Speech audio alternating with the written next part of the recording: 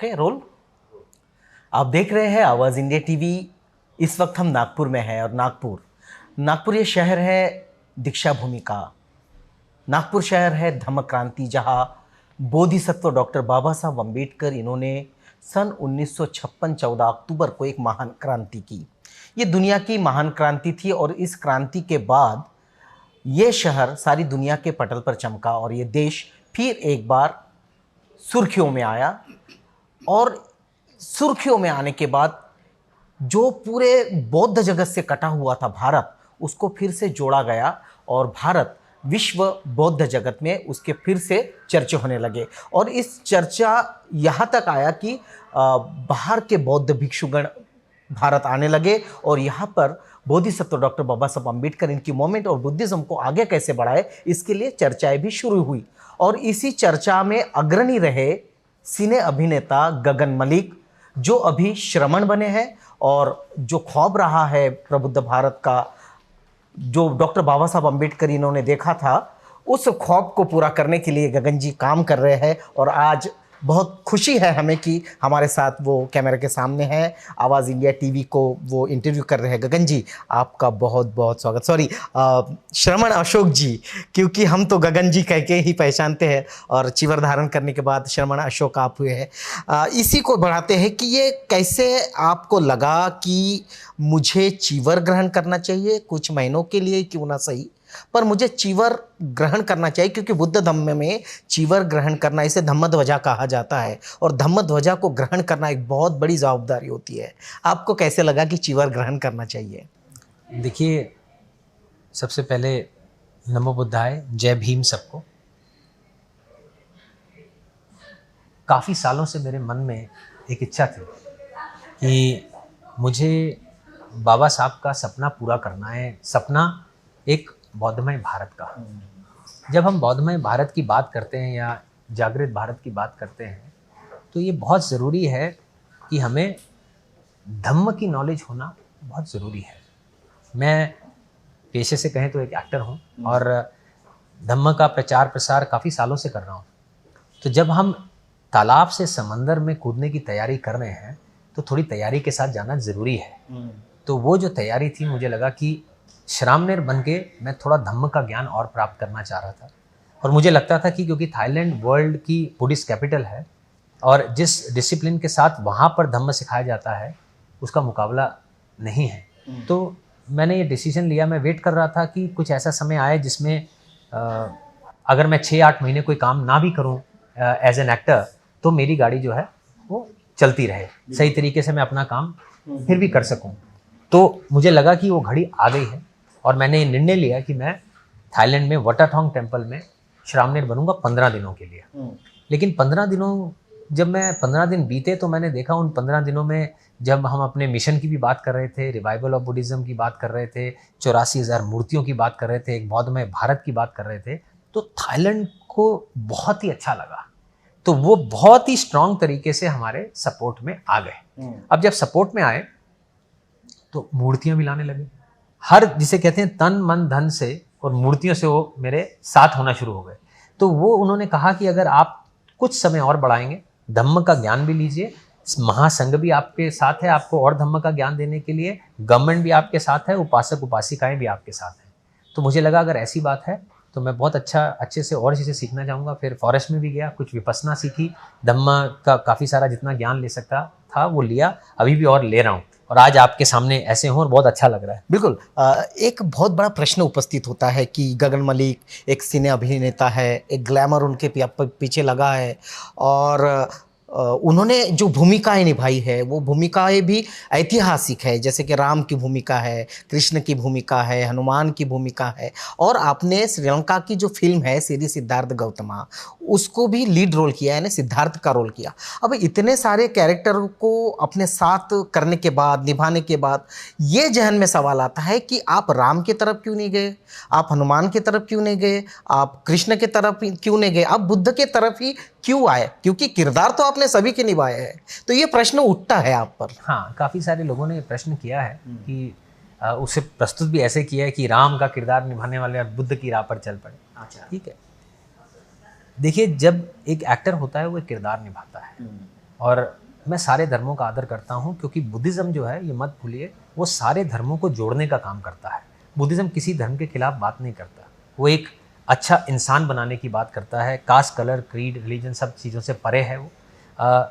धम्म एक ऐसी चीज़ है जो एक अच्छा इंसान, एक अच्छा सोसाइटी, एक अच्छा देश, एक अच्छा संसार बनाने की बात करता है। अब किरदार कहें, जब राम का किरदार किया बहुत मन से किया, श्री सिद्धार्थ गौतम में सिद्धार्थ का किरदार किया, बुद्ध का किरदार किया, बड़े मन से किया। लेकिन जब मैं श्री सिद्धार्थ आपको बताना चाहता हूँ, श्री सिद्धार्थ गौतम फिल्म की शूटिंग मैंने रामायण से पहले की थी श्रीलंका में। जब ऐसा किरदार मैं निभाना चाह रहा था तो मैंने उसके बारे में पूरी स्टडी किया, कैरेक्टर के बारे में। जब मैंने स्टडी किया तो मैं हैरान रह गया कि भारत में इतना बड़ा धम्म का जो खजाना है वो आज तक लोगों के सामने लाया ही नहीं गया सही तरीके से। बहुत मैंने कभी पढ़ा ही नहीं, ना स्कूल में पढ़ा धम्म के बारे में, ना कहीं और पढ़ा। मुझे तो ये जानता था मैं कि बुद्ध एक शांति का प्रतीक है और अच्छे लगते हैं, बस इतनी बात जानता था। लेकिन जब पढ़ा, उनका धम्म पढ़ा, उनका जीवन शैली पढ़ी, तो मैं हैरान रह गया। और आपको सही बताऊं, फिल्म की शूटिंग तो करते करते बात अलग थी, पढ़ने के बाद ही मेरा दिमाग जो है उनकी तरफ इंक्लाइन होने लगा, इंस्पायर होने लगा। और मैं मन और दिमाग से बुद्धिस्ट तो बहुत पहले हो चुका था।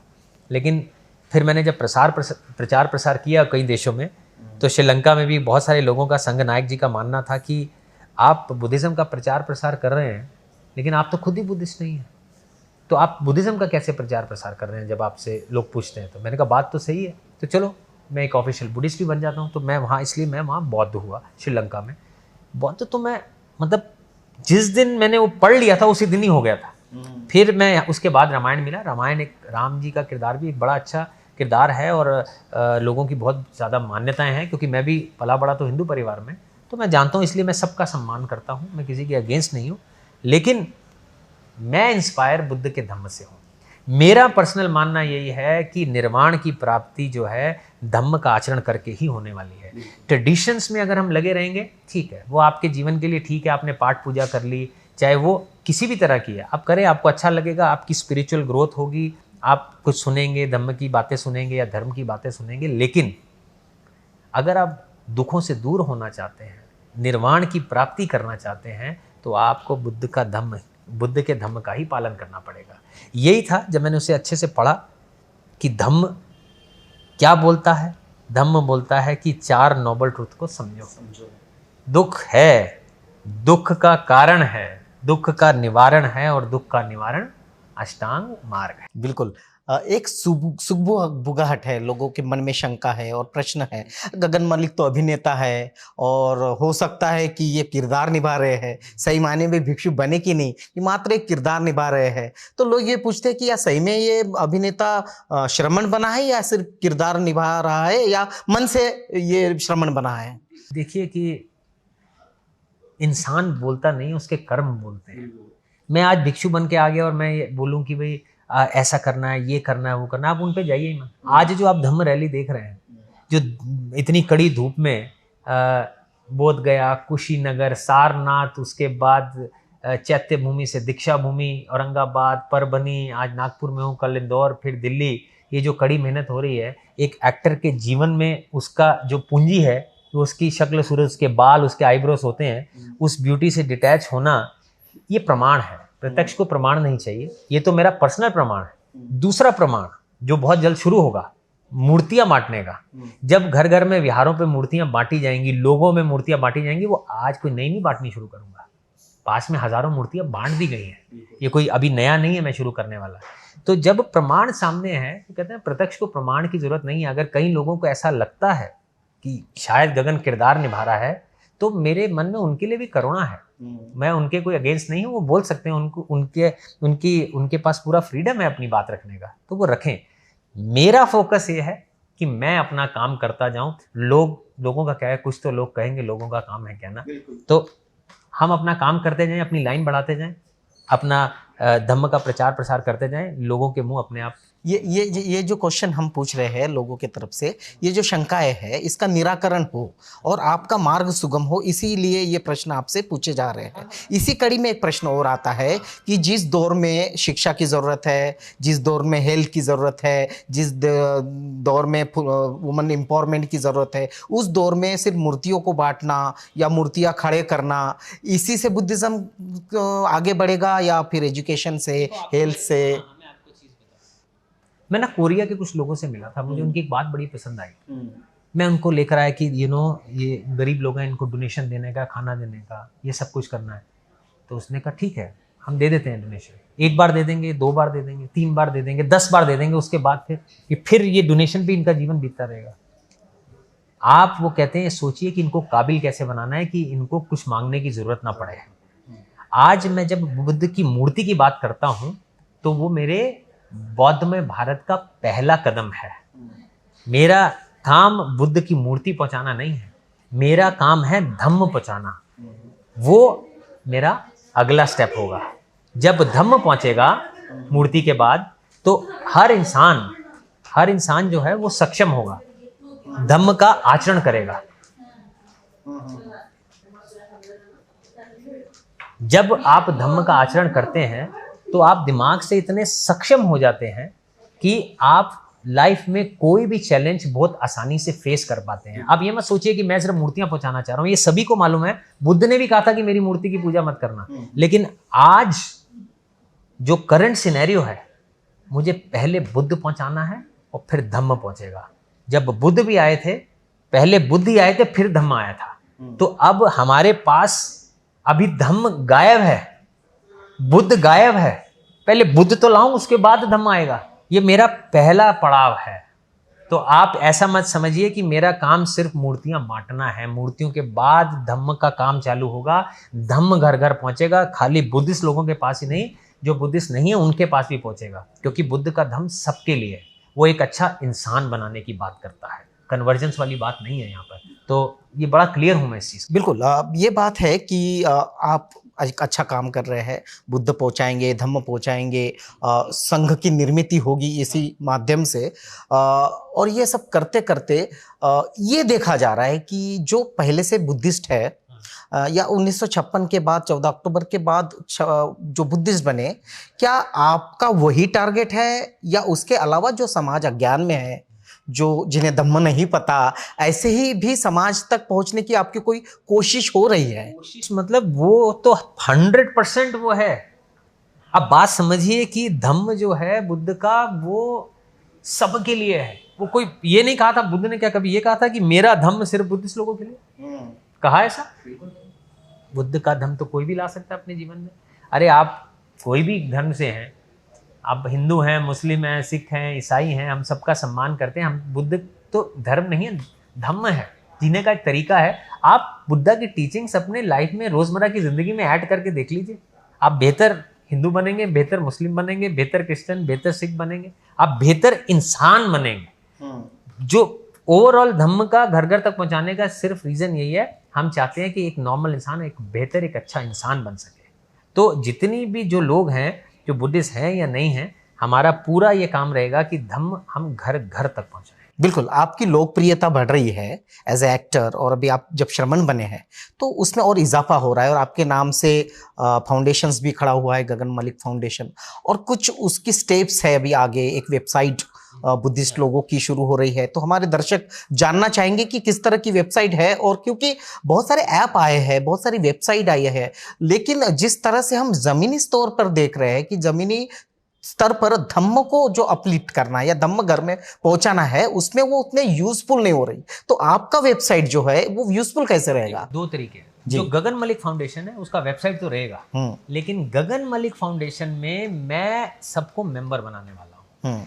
वो जो दूर दराज के लोग हैं, है ना, जो एजुकेटेड उतने नहीं हैं, जो कंप्यूटर चलाना या फ़ोनों पे वेबसाइट में आना, मेंबर बनना नहीं कर पाएंगे, मैं उनको ज़मीनी स्तर से जोड़ लूँगा, अपने साथ मेंबर बनाऊँगा। जैसे कोई ऑर्गेनाइजेशन है, कोई गांव है ना, उसमें से एक आदमी आपने पकड़ा और उसको मैंने कहा कि आप अपनी एक ऑर्गेनाइजेशन बनाकर, आपकी ऑर्गेनाइजेशन गगन मलिक फाउंडेशन की मेंबर हुई, हम जो भी एक्टिविटीज़ करेंगे उसमें आप हमारे साथ रहेंगे धम्म को लेकर। गगन मलिक फाउंडेशन का वही काम होगा कि आप सब हमारे साथ जुड़ने का, मेरा काम है कि उसमें मैं सबको जोड़ लूँ। जब गगन मलिक फाउंडेशन में सब लोग जुड़ जाएंगे, फिर दूसरी वेबसाइट जो थाईलैंड की है, worldofbuddhist.com, वो एक वन स्टॉप स्टेशन है सारे बुद्धिस्ट लोगों के लिए वर्ल्ड में।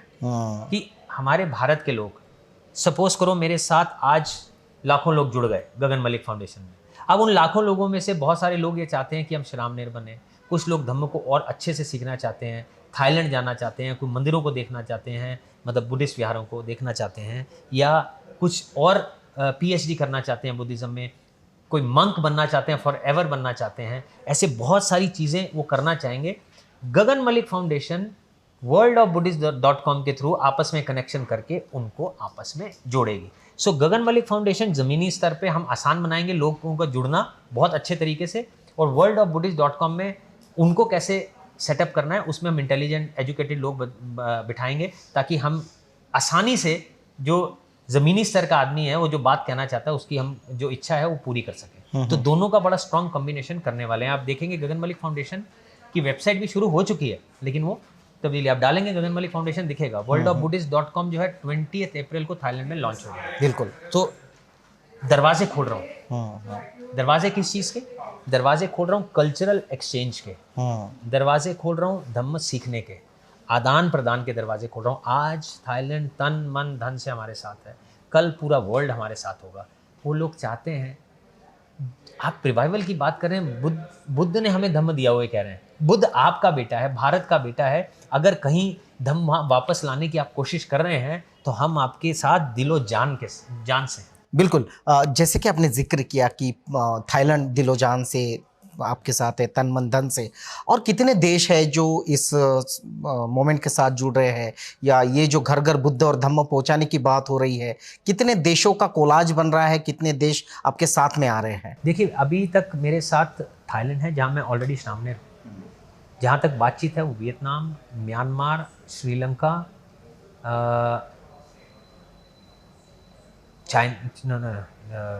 Myanmar, Sri Lanka, Thailand, Vietnam, Korea,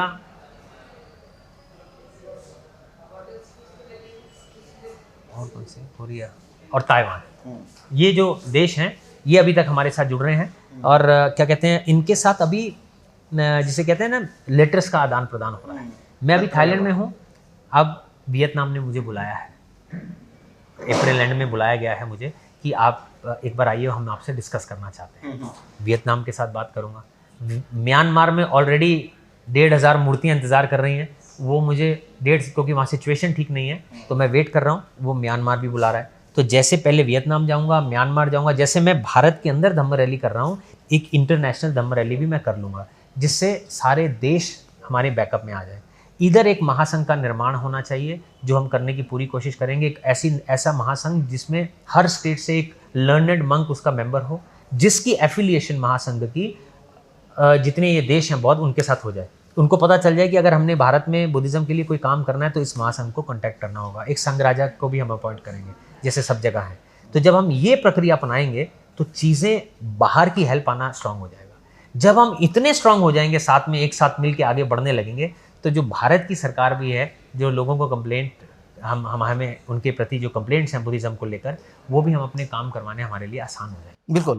Bharat के संदर्भ में देखा जाए तो बाबा साहब डॉक्टर अंबेडकर, जिसको बोधिसत्व कहते हैं और भारत में उनको आधुनिक बुद्ध कहते हैं, उनका एक बड़ा रोल है। और ये सुनने में आया है कि तमाम जो देश जिनका आपने अभी जिक्र किया, उन देशों में इस बोधिसत्व की, यानी डॉक्टर बाबा साहब अंबेडकर, इनकी प्रतिमा भी लगवाने का आप काम कर रहे हैं। तो उस दिशा में कितना काम हुआ है, और इस आधुनिक बुद्ध को या इस बोधिसत्व को, बाबा साहब को, वहाँ कितना एक्सेप्टेंस है, कितना स्वीकारा जा सकता है, कितना स्वीकारा जाएगा?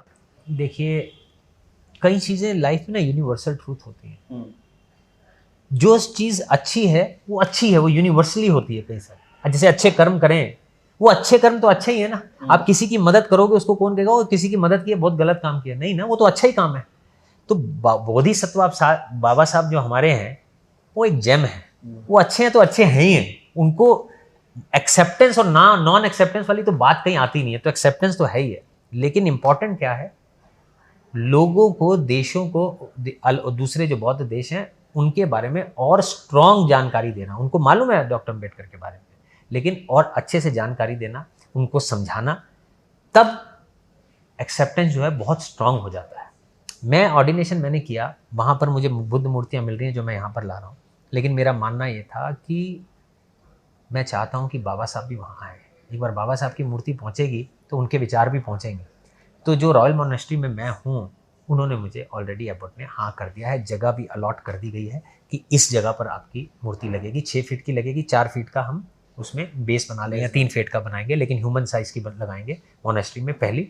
दूसरी जो है मीटिंग 17 से 19 के बीच में महाचुलालोंगकॉन से होने वाली है। सच कहूँ तो वर्बल हाँ उन्होंने भी कर दिया, जगह भी बता दिया कि कहाँ लगेगी, लेकिन जब तक मेरे हाथ में वो लेटर नहीं आएगा उनका, तब तक मैं आपको कंफर्मेशन नहीं दूंगा। लेकिन शुरुआत रॉयल मोनेस्ट्री से पक्की है कि उसका कंफर्मेशन मेरे पास पूरा है, जो हम आगे बढ़ गए। और मेरा मानना यह है, जगह जगह बाबा साहब की भी मूर्तियाँ लगें, और वो जो मूर्ति लगे और जो इवेंट हो, मैं चाहता हूँ कि पूरे जो हमारे देश के बुद्धिस्ट हैं, जो बाबा साहब की रिस्पेक्ट करते हैं, हमारे साथ जुड़ें, इसमें अपना योगदान भी दें। एक बड़ा सा इवेंट हो जहाँ हज़ारों लाखों की तादाद में लोग थाईलैंड पहुँचे, वो भी उनको भी समझ में आए कि हम ऐसी किसकी मूर्ति लगा रहे हैं जो आज भारत से लाखों लोग यहाँ पर आ गए। तो वो मेरा एक सपना है, तो मुझे लगता है कि वो भी पूरा होगा। बिल्कुल, ज़रूर आपका सपना पूरा होगा। आखिरी दौर में हैं हम इस चर्चा के। बुद्धिज़्म को लेकर जिस तरह से इस अपने देश में माहौल है और किसी एक धर्म का पलड़ा भारी हो रहा है, दूसरे धर्म को नीचा दिखाने की कोशिश की रही है, एक निराशा का, और बुद्ध ने जो टीचिंग्स दी थी जिसमें बंधुता है, करुणा है, मैत्री है, ये तीनों भाव धीरे धीरे कम होते नजर आ रहे हैं भारत में।